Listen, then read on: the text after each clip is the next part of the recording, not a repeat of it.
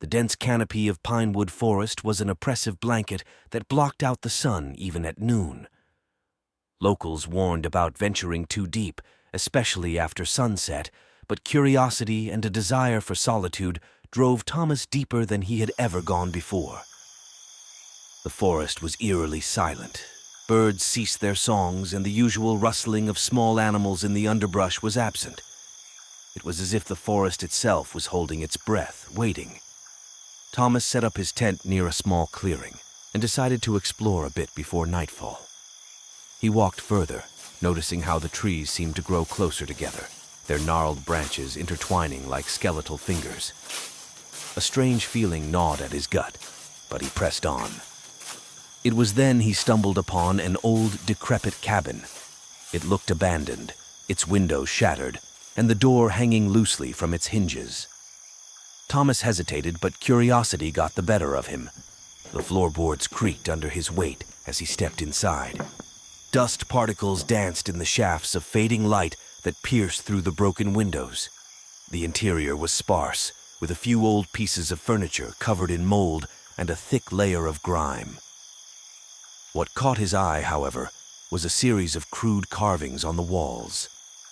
They depicted grotesque figures, twisted and malformed, engaged in what appeared to be a ritualistic dance around a bonfire. A chill ran down Thomas's spine. He turned to leave, but the sight of a small, dusty book on a rickety table stopped him. Its cover was worn, and the pages yellowed with age. As he flipped through it, he realized it was a journal. The entries were cryptic, speaking of a presence in the forest, something ancient and malevolent. The last entry sent a shiver down his spine. It watches from the shadows. It whispers in the dark. We are never alone. Feeling unnerved, Thomas decided it was best to head back to his campsite. Dusk was settling in, and the forest seemed even more sinister in the dim light. He hurried back, but the path seemed different, more confusing. The trees seemed to shift, their branches clawing at him as he passed. By the time he reached his tent, it was completely dark. He lit a fire and sat close, trying to shake off the unease that had settled over him. As the flames flickered, he heard it, a faint whispering, just beyond the reach of the firelight. He strained to hear, but the words were indistinguishable, like a dozen voices speaking at once. Suddenly the fire dimmed, as if an unseen force was drawing the light away.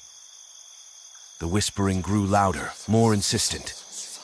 Thomas stood, heart pounding, and scanned the darkness. Shadows danced at the edge of the clearing, and the whispering seemed to come from all directions. In a panic, he grabbed his flashlight and shone it into the trees.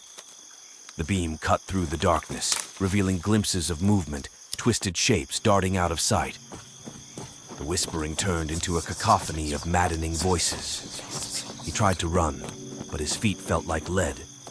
The shadows closed in, and Thomas stumbled, falling to the ground. As he lay there, paralyzed with fear, a figure emerged from the darkness. It was tall and thin, with elongated limbs and eyes that glowed with an unnatural light. It moved with an unnatural grace, hovering just above the ground. The whispering ceased, replaced by a deep, guttural voice that resonated in his mind. You are not welcome here. Thomas tried to scream, but no sound came out. No. The figure reached out a bony hand, and as it touched his forehead, a searing pain shot through his body. The world around him faded to black, and the last thing he heard was the forest's collective sigh of relief. Days later, a search party found his campsite abandoned, the fire long cold. There was no sign of Thomas, only his journal lying open near the extinguished fire. The last entry, written in a shaky hand, read, "It watches from the shadows. It whispers in the dark. I am never alone." No one ventured deep into Pinewood Forest after that, for the shadows had claimed another soul, and the whispers still echoed through the trees, waiting for their next victim.